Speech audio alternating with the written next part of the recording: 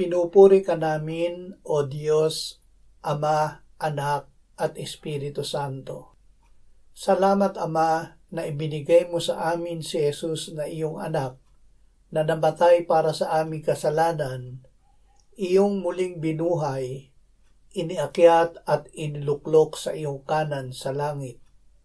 Salamat na ibinigay mo sa amin ang iyong banal na Espiritu at sa pamamagitan niya ay ibinuhos mo ang iyong pag-ibig sa aming puso.